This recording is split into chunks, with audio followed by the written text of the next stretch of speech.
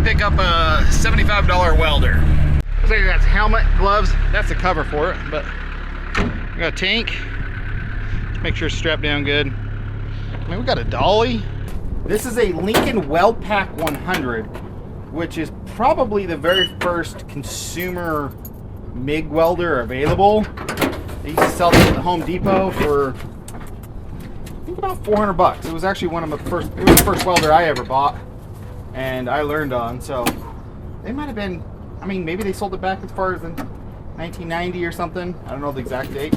We got the welder, we got a cart, but we have an upgraded gauge kit. So it actually came where you just welded with flux core wire, where you don't need any gas.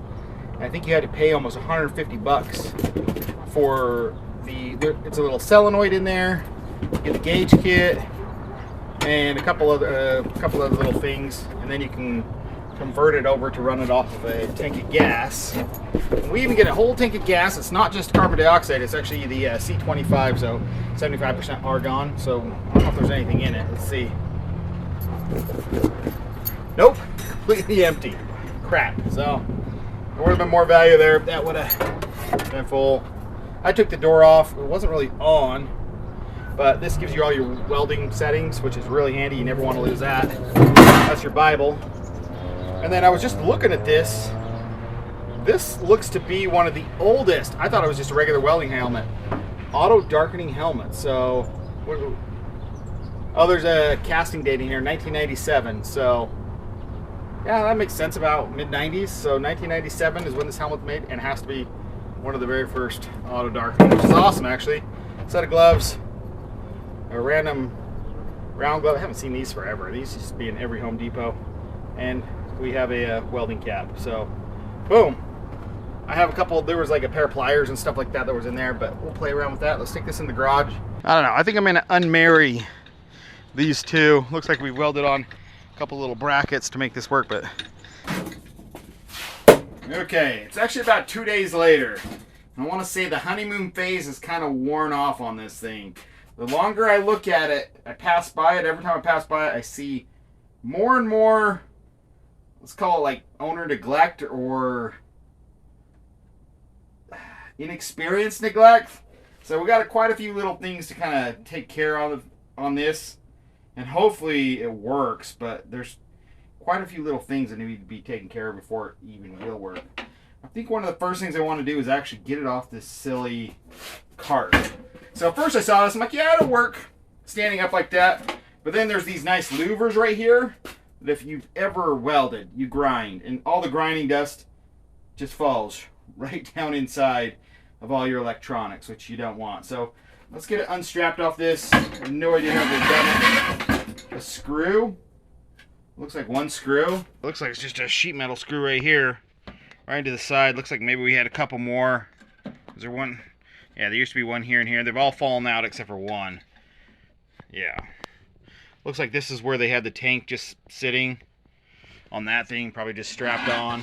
So the story behind it is the guy I got it from his friend who went to a nursing home, and this gentleman was fairly older himself, and he has never touched this thing, he said. He had no idea. I took this little door panel off. He's like, oh, never even seen inside there. He had no idea there was a spool of wire in there. Had no idea anything existed inside there. Never plugged it in. Never tried it. Well, he didn't say he didn't plug it in. Maybe he plugged it in. I don't know. But some bad news is, first, I mean, look at this thing. You don't want to cut off the end of your long wire, and you just run the arc and just zip it off on that. That's just atrocious. I don't know. Maybe that's just a pet peeve. Second, I picked up the gun. I have never seen a thumb operated. He took this apart. You can take these little caps off the end and readjust it, and made it backwards so we could operate this with his thumb. Whatever. You can see the louvers. Everything just falls right on the inside. But then I'm looking at the gauge set. I'm like, okay. And this one's not reset down to 0 because it's all bent up in there. So the cap was probably off and they dropped it. It doesn't look dented on the outside, so I don't know. We got some nicks from this thing just being jostled around and whatever.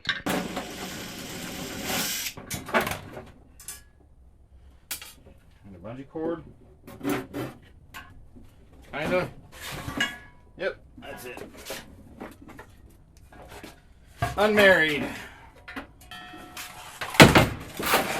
So we got some rust in here. Looks like it's been left out in the weather or the rain. Got some masking tape. This right here controls the trigger, which controls the wire feed speed. Well, it controls whether or not the wire speed turns on or off. I don't know why they have tape on there. I don't think it matters which terminal goes to which, because it just connects those. But then you have your two terminals down here. You got a positive and a negative. For flux core, you switch it, and for gas, when you run an actual MIG, you switch it around the other way. Kind of cool. It's nice and simple. One unfortunate thing is they sold an upgrade kit to run a bigger spool, and you can see that it had actually the 10-pound spool, or in Lincoln's case, it's actually like a 12.5-pound spool for their wire, but 10-pound spool. This was the regular like 1-pound spools that you could buy, and this wasn't even attached. This was just, luckily that was just sitting down there and I grabbed that, but there was an adapter that went on here for a bigger spool. It looks like that is missing. We've got some 30,000 solid. Oh no, this is flux core. Okay, so that is flux core wire we have sitting here. I did not see that, so we should be able to run it just like that. That's 30,000 instead of 35. Interesting. Whatever. I got this little accessory kit. Let's see if something's in here. I didn't even look. I don't even know what this was in there. I've never seen this before. I do not think that went to it. We got a pair of pliers, screwdriver, a bunch of washers, and these are our tubes. I'm not sure why you would take these out. One just goes right there, and the other one goes over there, and it looks like these little pieces just hold it in. I mean, I owned this exact same machine for 20 plus years. There's absolutely no reason to take this out, so I'm wondering if the drive motor doesn't work or something. So maybe before we do that, we can just fire it up and pull the trigger and see if that spins. So let's just plug it in and see if that spins.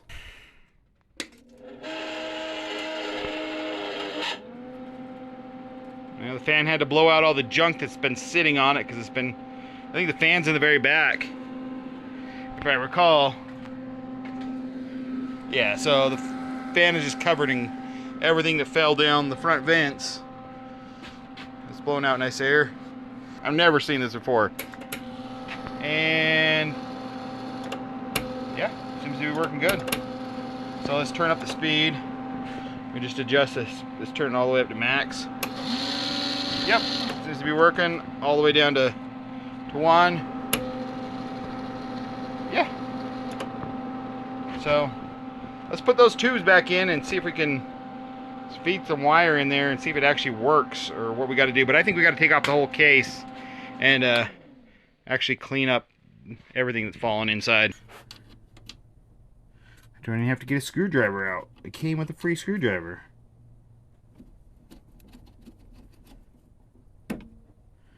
So you can take this roller off. There's a couple different grooves. The largest was usually for like 35 thousandths, and the smallest was for 25 thousandths. And I don't remember, there was just 2 grooves. I don't remember whether or not you can do 30 thousandths on the big one or small one.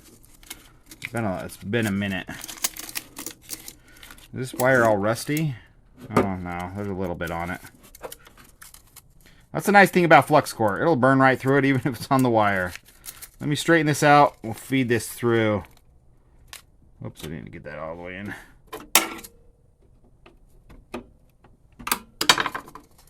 It's going to turn into a rat's nest on me. I just put it on and I accidentally let go. There's a good amount of this stuff at the very end that's bad though, so let's just cut that off. And then I'll rewind it again. I remember, so I bought the same welder from the Home Depot. I was working there in the late 90s, and I bought the same welder. And once everybody found out that I had a welder, My roommates were bothering me to borrow it, or their brother, and every time I'd come back, they're like, it doesn't work, and they'd come back looking exactly like this. And they would just cut off, you know, it's just easier just to cut off a chunk. So I remember I'm bringing it back, and there'd just be this whole handful. They're like, you can just feed that back through. I'm like, well, not really. I guess it could, but it was just very unfortunate when people kind of messed around in here. Let me wind this back up. Try again. Before I feed wire in there, my senses tell me maybe I should look at some other stuff and just make sure. A little bit of water got in there. So this has a liner, and it actually pops out through there. I don't know what size of liner they have in there. Let's see. Generally, you can run bigger liners. You just can. I ran bigger liners for years without any issues. They have liners that are sized for the type, but there's 2 O-rings to seal for the gas to go in, and those all look good. That looks fine. So this just inserts, and there's a little set screw right in here. Feed the wire through.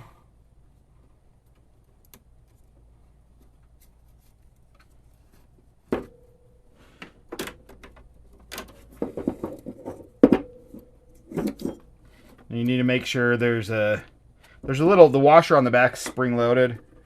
So you tighten this down, and you can adjust it, but usually it's just tight. I noticed that if you adjusted it, I try to loosen, it just tightens itself anyway. Anyway, push that in. This will be spring pressure.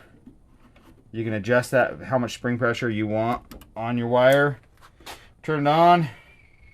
We'll have to take out the tip. For flex core, we don't need this shield. What size of tip is it that? 0.8. Right? 0.8 millimeter. I do not know what that is to a 30,000th.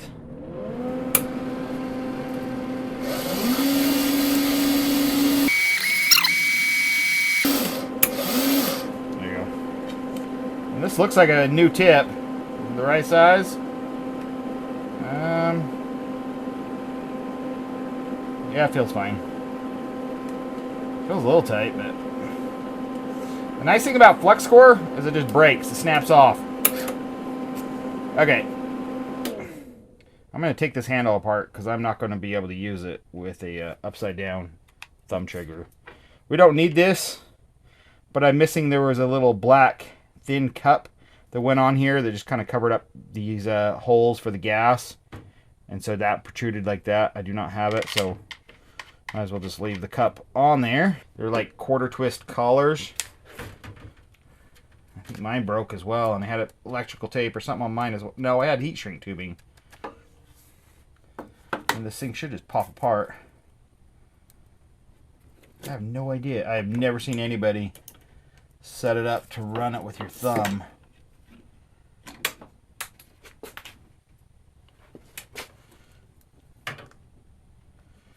Interesting. Whether that was... The funny thing is sometimes people do things, and you think they did it intentionally, but it could have just been completely unintentional. And that's how they thought welders were supposed to be. Maybe it was a guy that didn't have fingers, though. Who knows? Look how basic a switch this is. You just got 2 metal contacts, and the switch is literally just a metal washer that comes up and touches them. Okay, before we fiddle around with it way too much, we got wire loaded in it. Let's set it to D, which is the hottest setting, and if I recall, about 2.5. Let's see if I'm right. It's doing about 1/4 inch. Flux core D2. So I used to like 2.5, but that was my welder, so we'll put it down to 2. We'll see. Fire it up, see if it actually welds before I sit there and spend all this time cleaning it up.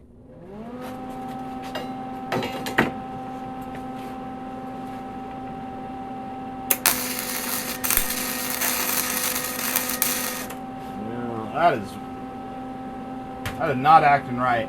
It seems like way underpowered. Let's try to see.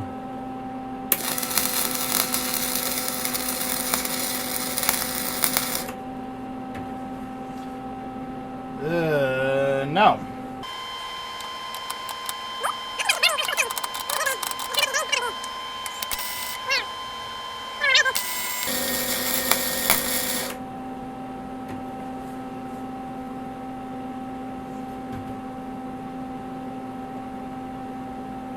It definitely doesn't seem like it's pushing out as much power as it should. And maybe that's why we were digging into it. Wait a minute, we might have the polarity reversed. Yeah, it should be electronegative, so I'm just gotta switch these. Easy enough.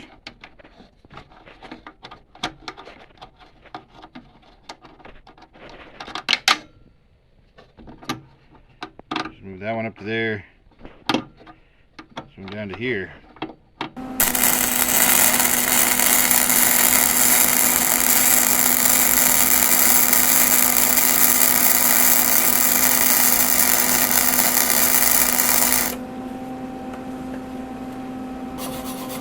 This booger right here, I mean, it wouldn't even weld before, was what it was doing before. And then this is what it just barely did, that strip right there. So, yeah. I mean, it's not a very powerful welder. You weld about 1/8 inch single pass. You can do 1/4 inch double pass. This also isn't the thickest wire. This is only 30 thousandths, where I'm used to using like 35 thousandths because you can weld even thicker stuff. Okay, we got a piece of 1/8 inch. Let's weld it to this 1/4 inch somewhere. I weld all my garbage to this plate. Let's see.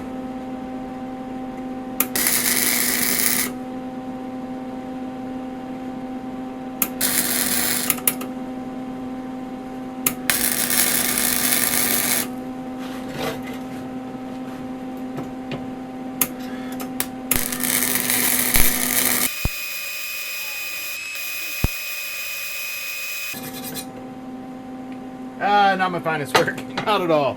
It welded it though. I'm embarrassed even to show you guys. It looks like garbage. So, okay, I was looking at my weld, and like everything, you got to dial in the welder, but I mean, that's a crappy weld. So I was looking down here. I have a weld on the old steel. So this is 1/4 inch, but I have a weld below and above. So I'm almost welding to about a 1/2 inch thick, which this welder does not have the power. And I think my speed is set a little bit low. So I cut off this little piece that had holes or something in it. Cut another piece of 1/8 inch. So now I'm going to weld 1/8 inch to 1/8 inch, which should be in this welder's parameters very, very easily. We're going to adjust my wire speed up to about 3 on full strength.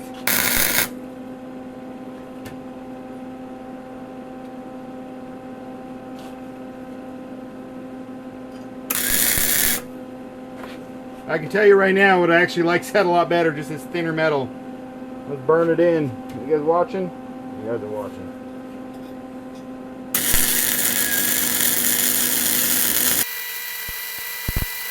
Actually burned through. Thought it might. Took a minute, but there we go.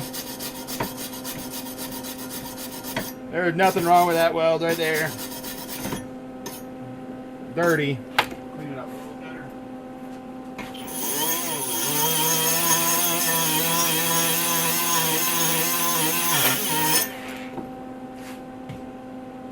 Bring you guys in.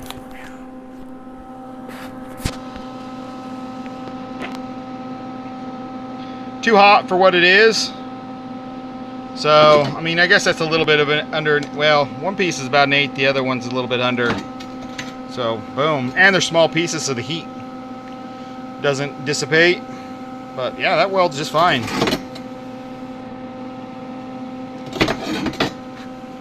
I think it would definitely do better with 35,000 wire. That's what I'm used to. I ran hundreds of pounds of that. Yeah, we were a wood shop. The guy said he was a woodworker, the guy that I got this from. And so, yep, there's sawdust all over in it.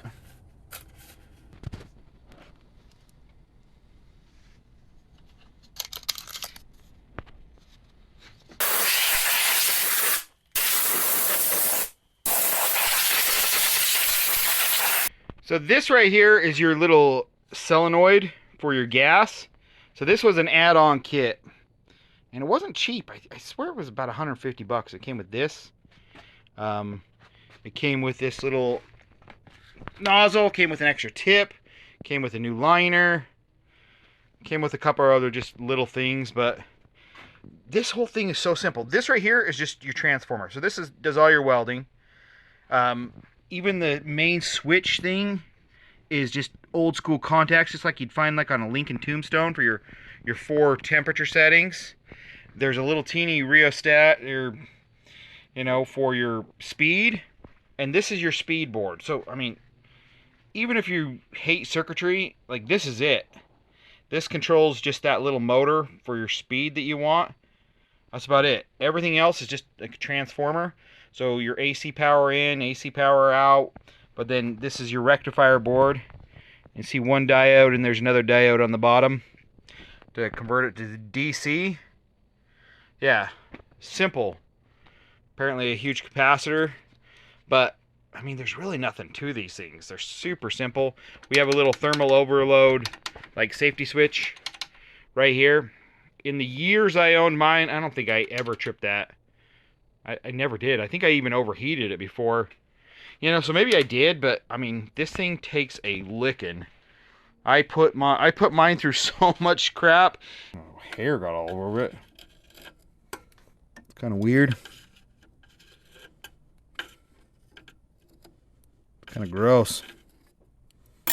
I'll clean that up, but get some oil dripping in there. On the back side. Right there. I'm going to spend a little bit of time just trying to clean off. There's like overspray on everything. So I'm just going to spend a little time with some steel wool and maybe even as aggressive as like acetone and try to clean it off. You see the side? The side's shinier. I've already flicked off a couple chunks of paint and glue, but see if I can clean whatever is on there off. Woo, shiny! You come to inspect my work? What do you think? Shiny is better? Not always. Sometimes shiny is way too much work. Get the wiring schematic, but we also get a date code on the inside of 1993. What does that say? That says 6/25 of 93. So that's probably the very first year of the Weld Pak 100. After that, I think they had a 110. I think they had a 135. I think the 135 was 220 volts. And then they came out with the 100 HD, which you'd think the HD stand for heavy duty, but it was like a stripped down version of this. Or it stood for Home Depot because it was only sold at the Home Depot. I don't know. But it was not if I recall, it was a cheaper version of this machine anytime they had the HD after it. Funny, I didn't notice how bad it looked dirty in here, but now when everything else is getting clean, it looks like a mud puddle in here.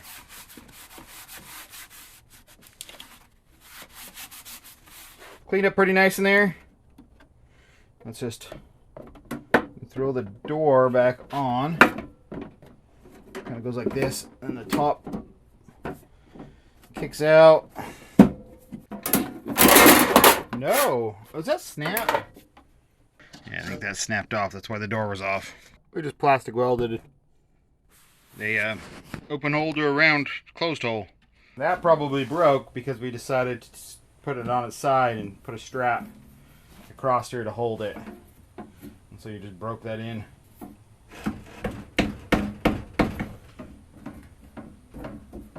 I'm gonna call that a win.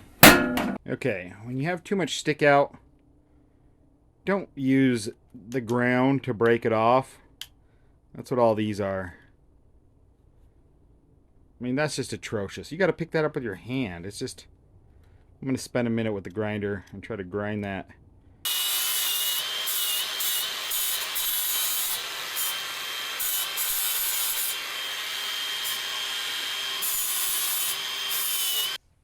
I don't know.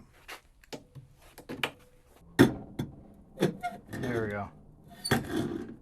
Like, you can't squeeze it too tight.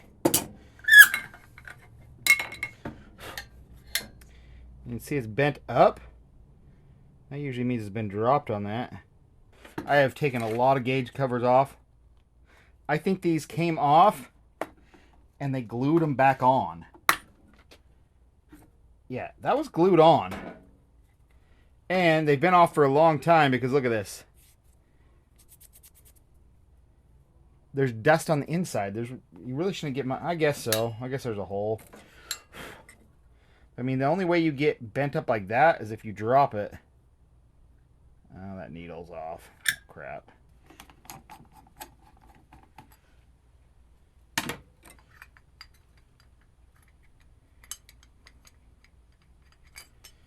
You can see the, I think it's a boarding tube. Let's see if we can straighten this out. This really isn't that crucial. This isn't like oxyacetylene where you need something crucial. This is, if you have this set too high, you just waste a lot of gas. You know? But usually you should kind of just dial it back and test it for yourself anyway. Just a tad bit different. You can actually read them now. Let's switch gears for a second and take a look at this. So the helmet, these used to come with the helmet, these Lincoln Welders, but they were like the third world country. You just held it in just a flat piece. You held it in a hand. And they weren't auto darkening and they sucked. Didn't take me long to use that I decided that wasn't good. But surprisingly, there's a couple times where you're working under a vehicle or something and you can't have a helmet on. And that thing works. I have never even heard of this brand. I'm sure other people have. So let's take a look at this auto darkening. What?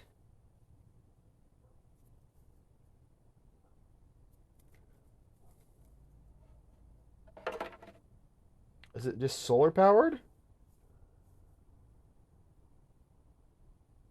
I have never heard of this. I've never seen this. I guess there are definitely no batteries or anything in this. Only way to test it is to flash myself, which is fine. Let's clean it up good. I mean, it looks nice. We got two just mini solar panels.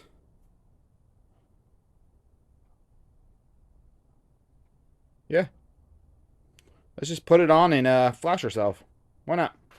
Okay, I'm gonna actually set this up with some gas, and we're gonna put some just solid wire in there. So we have some 0.025 right here. I think this is stuff I last ran on my Lincoln Weld Pak 100 before I sold it, because it was I sold it about 5-6 years ago.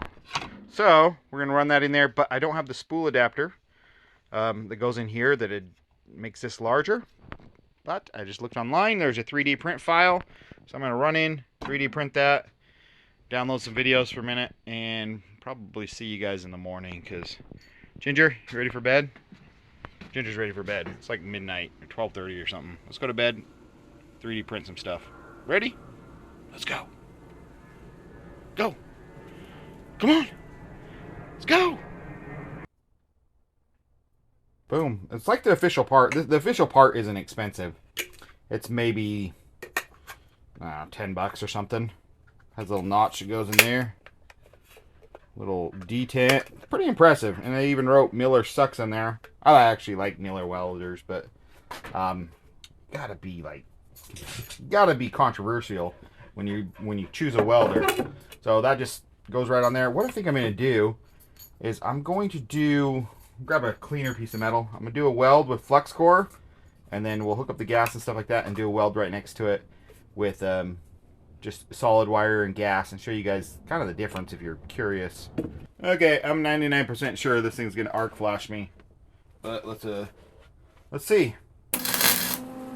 Yeah, that doesn't work at all.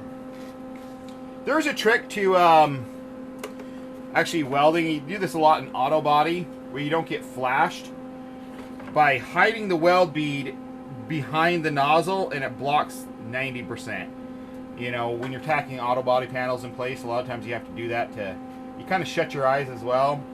Not a great habit, but you block 99% of it, 90% of it.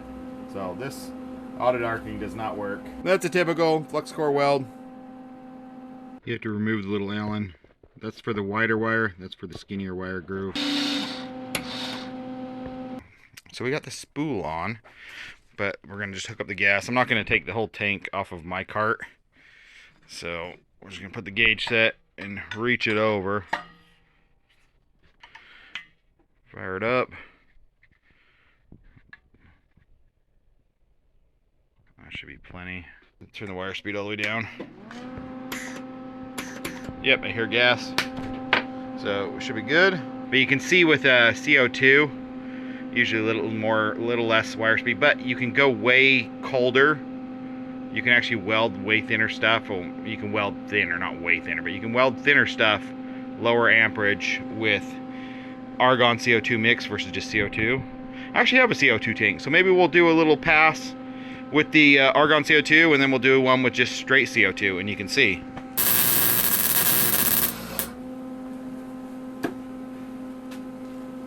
A little cold, but that thing's cranked up to the max. So you can see where flux core comes in a little bit handier, because you can weld thicker stuff. But you can see real fast the difference in just how clean one is versus the other, but I didn't get great penetration. That's pushing it for this thickness of material. I should have had it bigger V grooved, and then you'd be better, but yeah, it's a little bit, that's way too tall and didn't spread out, so that's a cold weld. Depending on what you're doing, it'd be fine. I started missing it at the end. Let's it got a lot of heat in it. I could weld the next one now to it, and I bet you it would do better just because there's so much heat in this piece now. There we go. A little more heat. About the same. We got better penetration though. I don't know if you can see. We're actually touching the bottom in some areas. Where that one we're just right across the top, and it laid a little bit flatter. But let's I'll cut another groove and then we'll do CO2. But look, no cleanup. Okay, let's see what pressure's in there. We're leaking. We got enough pressure to run it though. We got what, 500 psi, 600 psi. There you go. Definitely a hotter weld with the CO2. A little dirtier, you can see. I'll bring it up to you. So argon CO2, these two, C25, just CO2. You can still see there's some dirt and stuff in it, and then just flux core. But you can see how flat they get too. Like there's more heat. You can put more heat. Boom, boom, boom. In flux core, you can put more heat with CO2. The ideal thing is the CO2 is the cheapest gas you can get. So that's cheap, and it's kind of a good multi-purpose. C25 argon CO2 mixed, that's best for really thin stuff. If you're doing like auto body sheet metal, this will do it. This is way better. I mean, this will do it. This is the best. This is kind of a middle ground between both. If you're just doing like trailer work and you want a 120 volt welder to weld 1/8 inch thick steel that you see all over trailers, you want to do flux core because you're outdoor, the metal's rusty, stuff like that. Flux core is not bad. It just leaves some little BBs around the sides and stuff like that. But if you're grinding it down, you grind it down anyway. It's not that big a deal. Just did this piece of sheet metal. This is where this welder really shines, it's like auto body stuff. So you just stack a bunch of tacks, and it did a really good job. Could have got a little bit better penetration in some little areas, but you can see, because you're just doing tack weld so you don't warp everything.